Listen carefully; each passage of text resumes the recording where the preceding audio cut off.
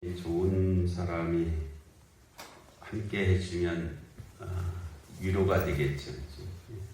힘이 되고 또 뭐 우리가 어렸을 때 부모님이 함께 해주시면 안심이 되잖아요. 근데 임마누엘은 하나님이 우리와 함께 하신다 하니까 이를 다할 수 없는 은혜고 감사고 영광이고 모든 것이 이제 거기 그 안에 들어있죠. 하나님이 우리와 함께 하시는 줄로 믿습니다. 그 말을 히브리어로 임마누엘이라고 했어요. 엘이 하나님이라는 뜻이고요. 마누가 이제 우리와 라는 뜻이고 임은 함께 하신다 그런 뜻이었어요. 임마누엘. 아기 예수님의 성탄을 마태는 아하스 왕 때 임마누엘 사건과 연결해서 오늘 서술하고 있습니다.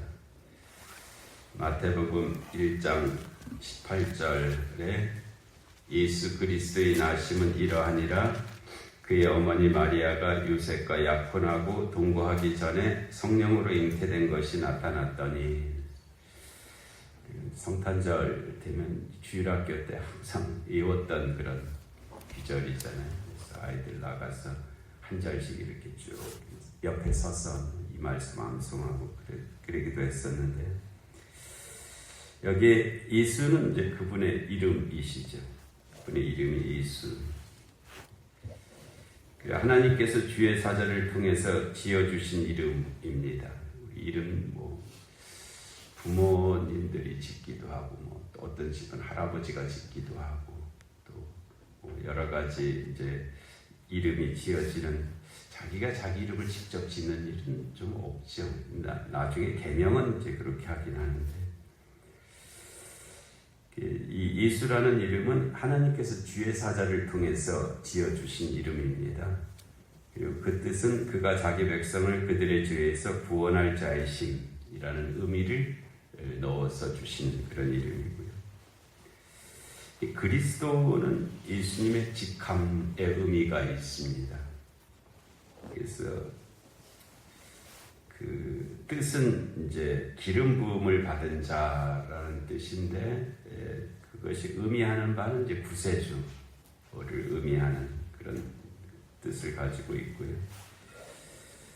그러니까 예수 그리스도는 예수가 그리스도다라는 그런 뜻입니다.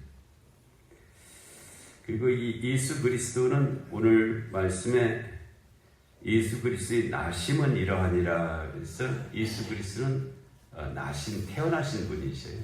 하늘에서 갑자기 이렇게 나타나신 분도 아니고, 땅에서 갑자기 솟아나신 분도 아니고,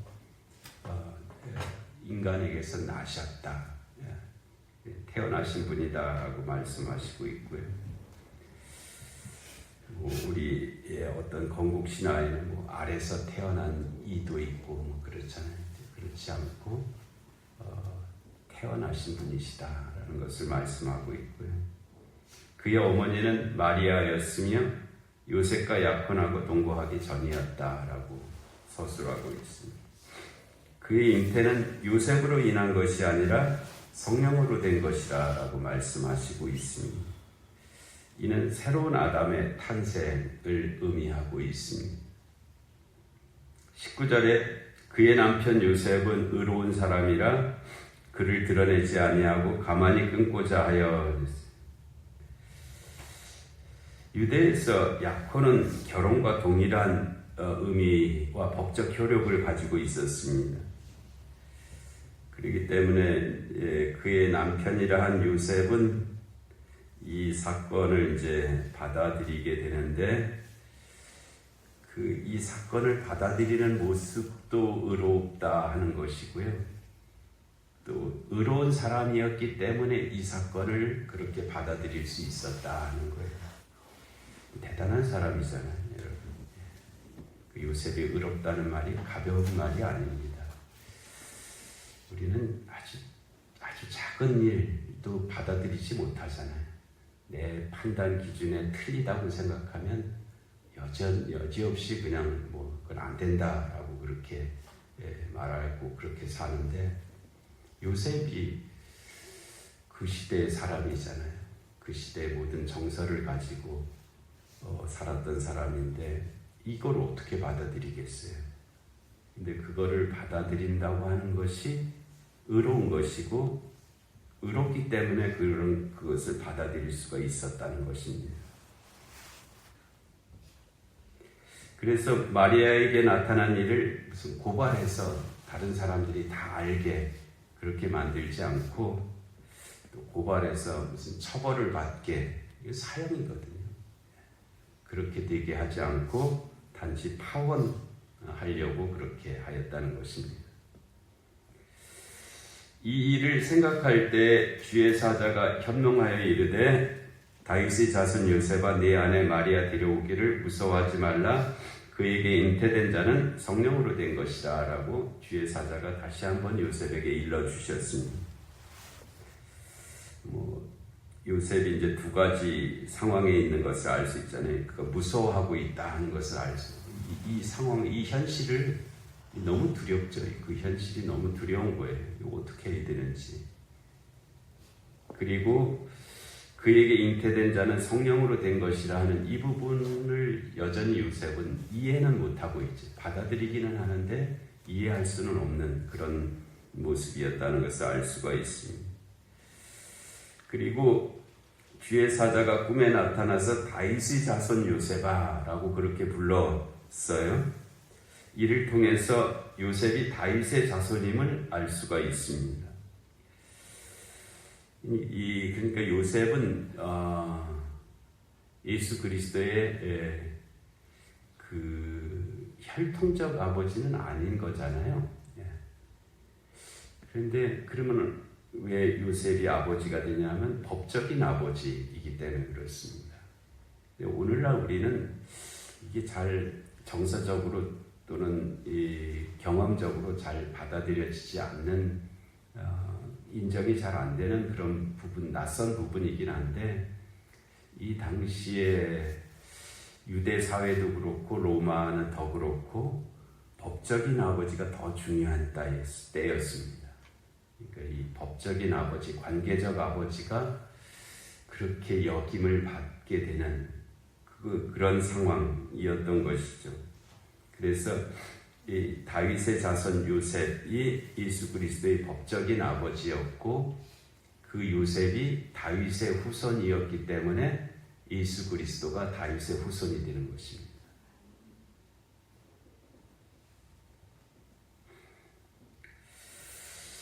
아들을 낳으리니 이름을 예수라 하라. 이는 그가 자기 백성을 그들의 죄에서 구원할 자이심이라. 이렇게 하였습니다. 주의 사자가 그 이름과 그 뜻, 그가 하실 일, 예수가 하실 일이 무엇인지를 이제 전해주신 그런 말씀이에요. 22절에 이 모든 일이 된 것은 주께서 선지자로 하신 말씀을 이루려 하심이니, 이르시되 보라, 처녀가 잉태하여 아들을 낳을 것이요 그의 이름은 임마누엘이라 하리라 하셨으니, 이를 번역한즉 하나님이 우리와 함께 계시다 함이라. 이렇게 되어 있습니다. 요셉에게는 처음 겪는 당혹스러운 일이죠. 도대체 어떻게 이런 일이 있을까? 있을 수 있을까? 또 왜 이 일이 나에게 일어났을까? 이렇게 되죠. 우리가 어떤 사건을 겪을 때 겪게 되는 심리가 그렇습니다. 도대체 왜 어떻게 이런 일이 있을까? 이제 뒤를 이어서 왜 이 일이 나한테 일어났을까?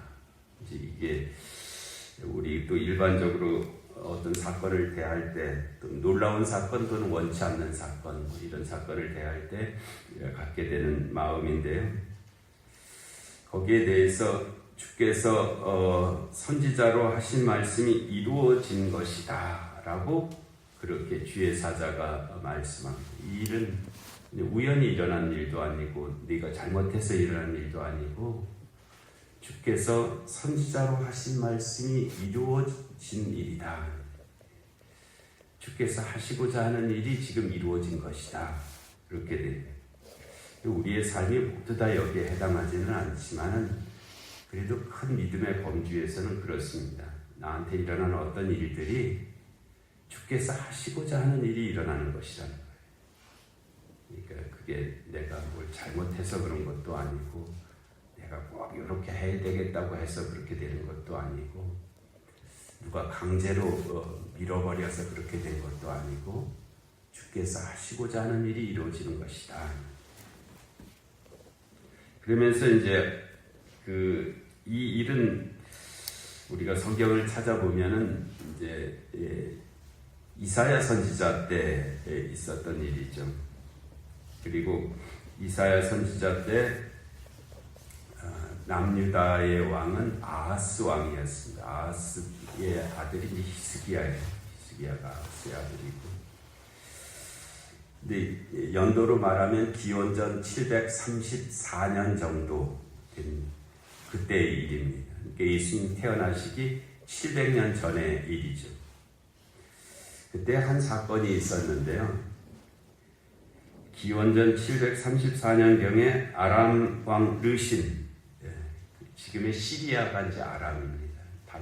바울이 다메섹에 갔을 때 그 다메섹의 아람, 시리아 땅에 그 아람 왕 르신과 북이스라엘 왕 베가가 연합을 해서 남유다를 침략해 온 일이 있었습니다. 그때 유다 왕 아하스와 백성들의 마음은 숲이 바람에 흔들리는 것과 같았다. 이사야가 문장력이 제일 뛰어난 선지자거든요. 그래서 이렇게 표현했어요. 그들의 마음이 얼마나 흔들렸는지 숲이 바람에 흔들리는 것과 같았다. 그때 하나님께서 이사야를 아하스 왕에게 보내시면서 두 연합국을 두려워하지 말라 하시며 오히려 그들이 망할 것이다 라는 말씀을 하셨어요. 그런데 아하스가 그거를 못 믿었습니다. 어떻게 그게 믿어지지가 않았죠. 그러니까 그 이사야 선지자가 하나님의 말씀을 받들어서 네가 믿을 수 있는 징조가 있을 것이다 라고 말씀하셨어요. 네, 징조를 보여줄 것이다. 이사야 7장 14절에 그래서 그 징조에 관해서 하신 말씀이 그러므로 주께서 친히 징조를 너희에게 주실 것이라 보라 처녀가 잉태하여 아들을 낳을 것이요 그 이름을 임마누엘이라 하리라. 임마누엘이라고 하는 아이가 태어나는 것이 그 징조가 될 것이다 라고 이사야 선지자가 아하스 왕에게 한 말이에요. 그리고 그 뒤에 말씀들이 있는데 이게 이제 관련 본문을 좀 읽으실 때 저도 혼동이 오고 잘 이게 알지 못해서 한동안 그랬던 부분이 있어서 그냥 이번에 말씀을 드리면 이사야 7장 15절 16절에 그가 악을 버리고 선을 택할 줄 알 때가 되면 무슨 뜻이냐면요. 이 아이가 두세 살쯤 되면 그런 뜻입니다. 근데 이사야가 좀 서술을 장황하게 그렇게 한 거예요. 그 아이가 두세 살쯤 되면 엉긴 젖과 꿀을 먹을 것이라. 이게 또 더 어렵게 돼 있어요. 엉긴 젖과 꿀을 먹으리라는 게 무슨 뜻이냐면 그 자체에 무슨 의미가 있는 것은 아니고요. 일반적으로는 아이는 이제 미음 같은 걸 먹어야 되잖아요. 밥을 먹어야 되는데 밥이 없다는 뜻이에요. 먹을 밥은 없고 엉긴 젖과 꿀은 이거는 이제 자연에서 혹 있을 수 있는 거예요. 그리고 이제 그래서 음식은 없고 이런 것을 먹어야 될 형편이 될 것이다. 아주 어렵게 될 것이다. 그런 뜻이에요. 그리고 대저 이 아이가 악을 버리고 선을 택할 줄 알기 전에 요거 아까 두세 살쯤 있잖아요. 그러니까 이거는 임박한 미래를 가리키는 말입니다. 아주 짧은 시간 안에 짧은 기간 안에 그런 뜻이죠. 내가 미워하는 두 왕 아람 왕 백과 이스라엘 왕 두 왕의 땅이 황폐하게 되리라. 이 말씀을 이제 징조와 예언으로 그렇게 말씀하신 사건이 있었습니다. 이게 열왕기하 16장하고 역대하 28장에 기록되어 있어요. 이 말씀대로 역사는 이루어졌습니다. 이 말씀대로 역사는 이루어졌지만 아하스 왕은 하나님의 구원을 믿지 못했어요. 그 임마누엘이라고 하는 아기를 보고서도 아하스 왕은 하나님의 구원을 믿지를 못했습니다. 그래서 오히려 아스루에게 구원을 청하죠. 아스루 제국, 그 아스루에게 도움을 청했는데 아스루가 와서 오히려 이 남유다를 약탈해가는 그런 사건이 이제 여러 가지 전개된 일이 있었습니다. 바로 그 사건을 말하는 거예요. 주의 사자는 아하스 왕 때 한 아기가 태어난 것과 같이 이제 한 아기가 마리아에게서 태어날 것인데 그가 우리와 함께 하시는 하나님이시다. 그 말씀을 지금 요셉에게 전하고 있는 그 부분입니다. 근데 아하스 왕은 못 믿었잖아요. 못 믿었는데 적어도 이 마리아와 요셉은 믿은 거죠. 그걸 받아들인 거고 또 예수 그리스도 임마누엘 되신다고 하는 것을 지금도 못 믿는 사람이 있고요. 못 믿는 사람이 있고 그것을 믿는 사람이 있고 그렇습니다.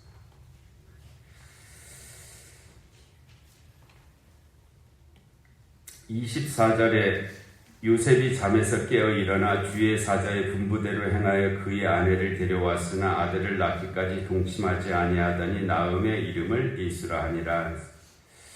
요셉은 우리가 본받아야 할 성탄의 사람이죠.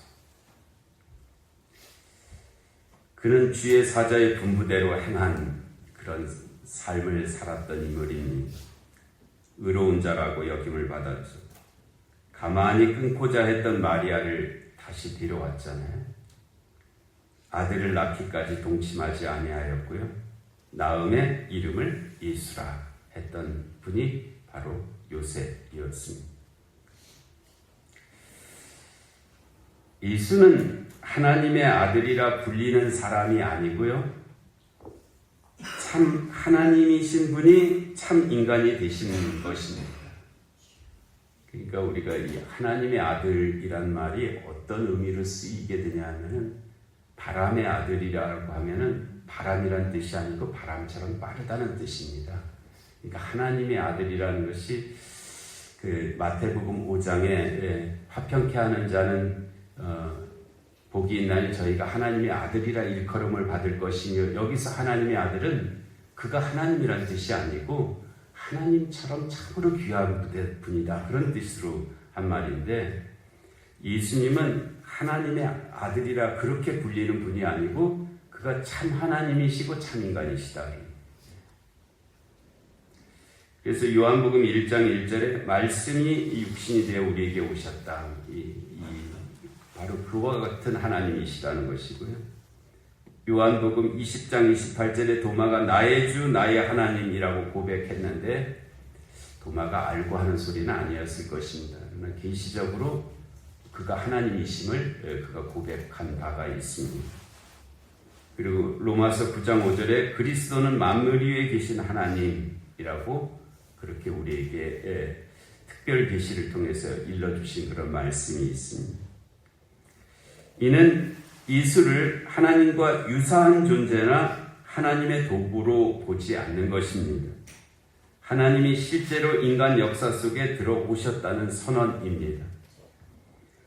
첫째는 성령으로 마리아에게 나셨다는 것은 예수님의 기원이 신적임을 말하는 것이고 그러나 인간됨은 실제이며 완전하다는 그런 사건을 우리에게 말씀하시고 있습니다. 성령으로 마리아에게 나셨다 하는 것이 그것을 우리에게 일러주시는 말씀입니다. 이 두 요소, 즉 하나님과 인간됨은 서로 배치되는 것이 아니라 기독론의 두 기둥이죠. 우리가 예수님을 믿는 거잖아요. 우리가 뭘 믿나? 라는 것에 대한 아주 중요한 말씀입니다. 근데 이게 우리가 핸드폰을 늘 사용하면서도 그 원리나 그 구조 뭐 그런 거에 대해서는 우리가 잘 모르잖아요. 그런데 우리가 예수님을 믿는다고 하면서 예수님을 믿는다는 것이 도대체 뭔지를 우리가 그냥 하나님의 은혜로 거기까지 이렇게 있는 그런 영역이 있는데, 그래도 그 안으로 들어가면 이런 말씀이다 하는 거예요.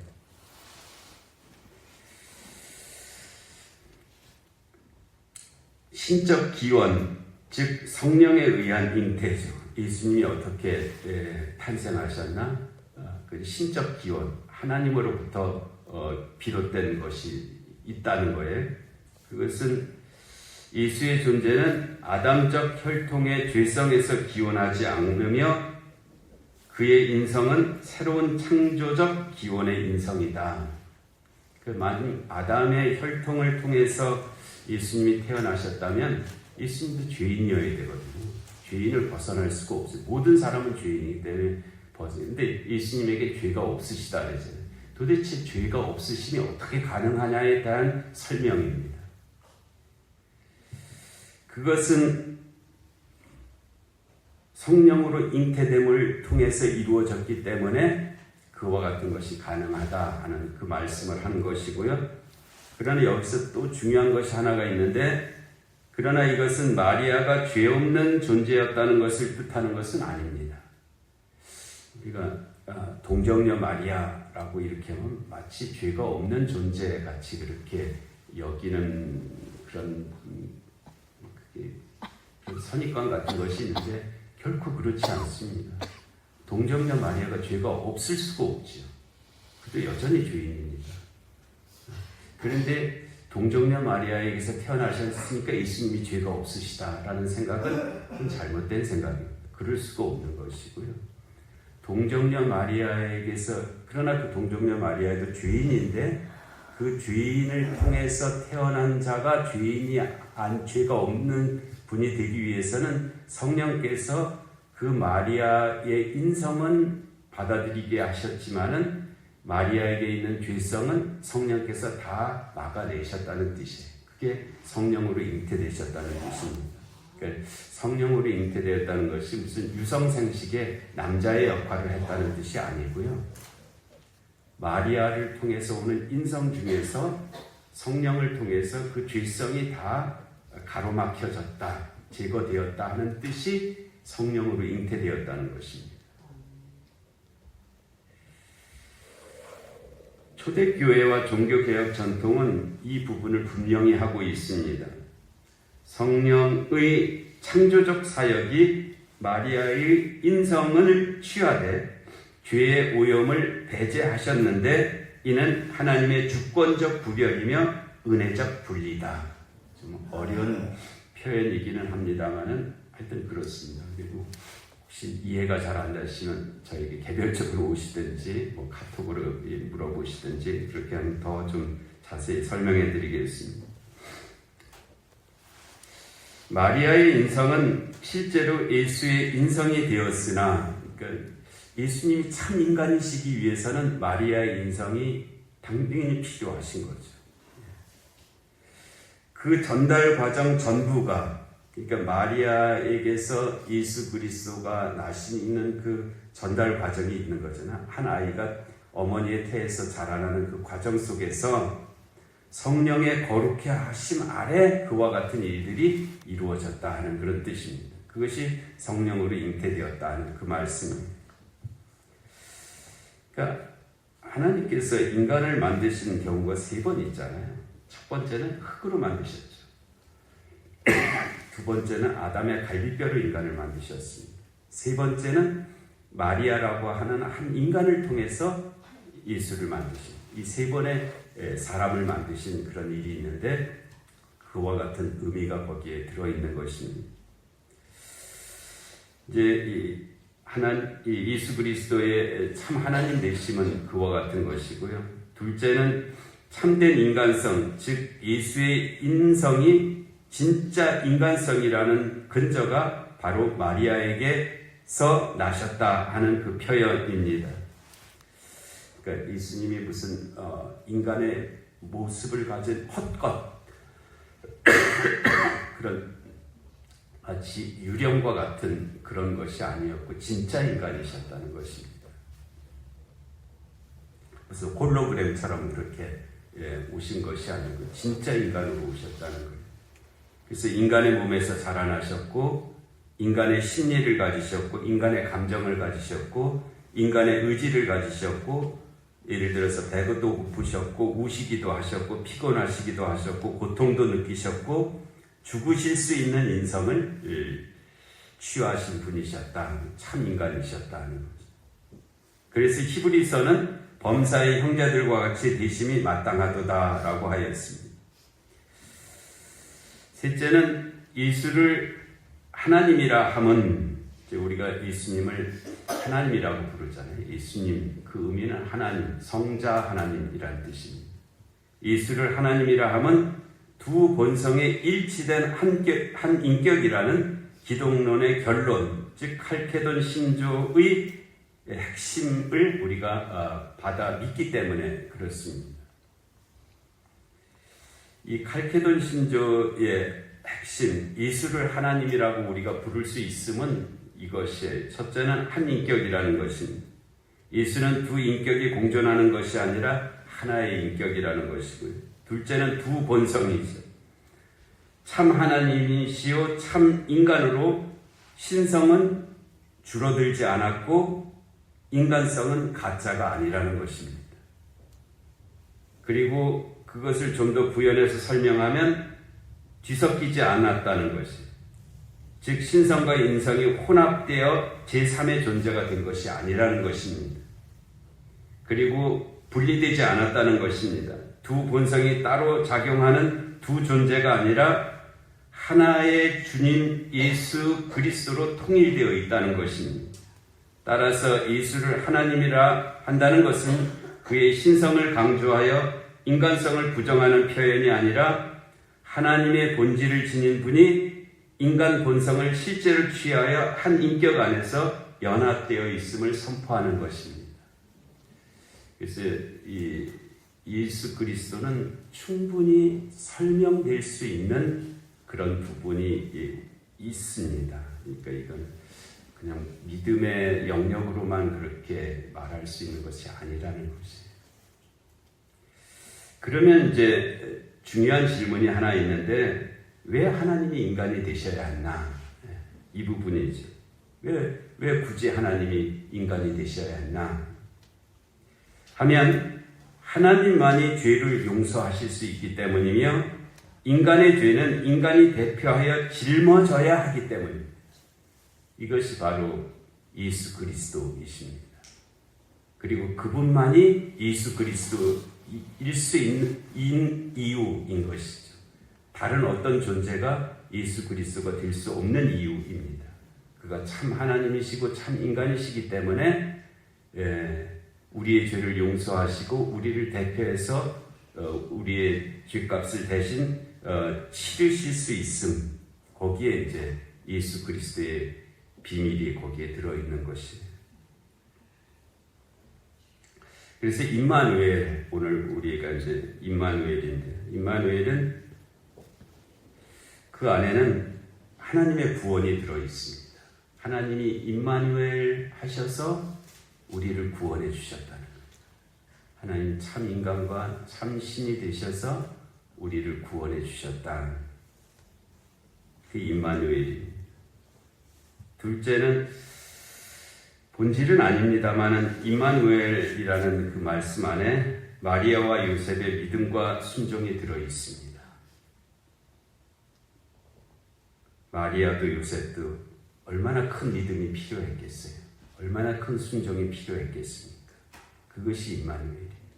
만일 우리가 임마누엘이라고 우리가 고백하고 찬양한다면 우리도 저 마리아와 요셉의 믿음과 순종을 기억해야 되고 본받으려고 애를 써야 할 것입니다. 우리가 임마누엘이라는 말을 사용하기 위해서는 최소한 우리가 그와 같은 자리에 서야 할 것입니다. 그리고 셋째는 성육신의 사명이 들어 있습니다. 하나님께서 하나님의 자리에 계시지 아니하고 인간의 자리로 오신 거잖아요.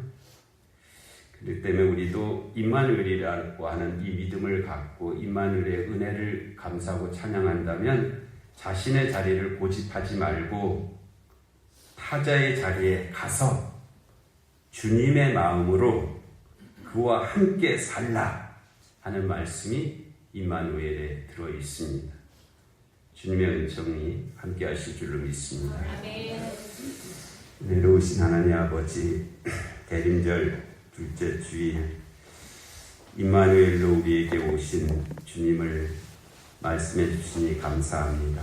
하나님, 그 믿음 그 뜻대로 살아가는 저희들의 삶이 되게 하여 주시옵소서. 예수님의 이름으로 기도하옵나이다. 아멘.